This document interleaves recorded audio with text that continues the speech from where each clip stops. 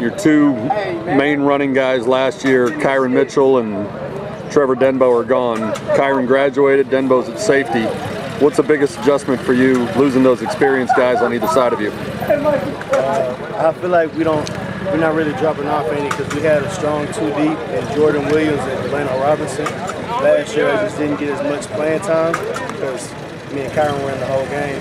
So I don't feel like it's much drop off from there. I feel like Denbow's in a good position where he is, filling in for Onu. And of course Kyran was a special player, but I feel like we're not having much drop off with two behind. With those guys, Delano and Jordon Williams, how's this linebacker group going to be a little different this year?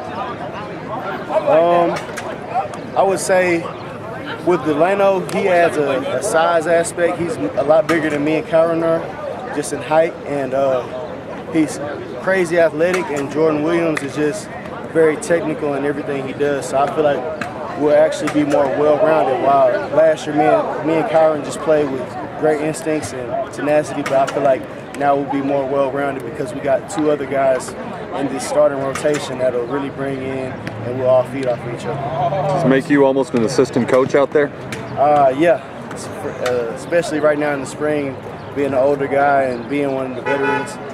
I feel like with a lot of young guys coming in, especially in the linebacker room, definitely feeling like an assistant coach. But it's a challenge I take on. What do you see now in defense right now?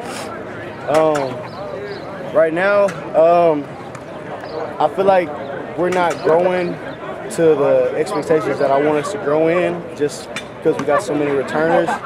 But then again, it's spring and it's a lot of young guys getting playing time. A lot of older guys, reps are being cut back just because we want to see what these young guys have. So it's not where I want it personally, but we're taking steps in the right direction. And by the time the season comes, we'll be where we want to be. What areas do you see improve? Just knowing alignment and assignments and technique, just really all the fundamentals. We got a lot of guys that are athletic and can run and do special things, but the fundamentals are what I want to see improvements on. When you talk about the guys that you go against in practice every day, obviously last year there was a three-man rotation at running back with Braden and Xavier and Kamen. Braden's gone, now you've got Tamarick Williams in there. What's the little scouting report on him? What does he look like to you? I mean, it's not much drop-off. Braden, we're going to be missing him, and especially with the pass game, he was a big running back in our pass game.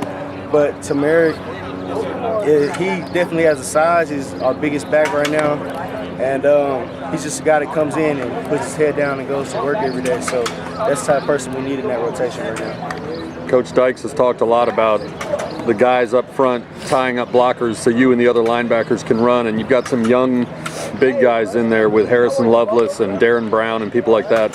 What have you seen from some of those guys who didn't get to play very much last year?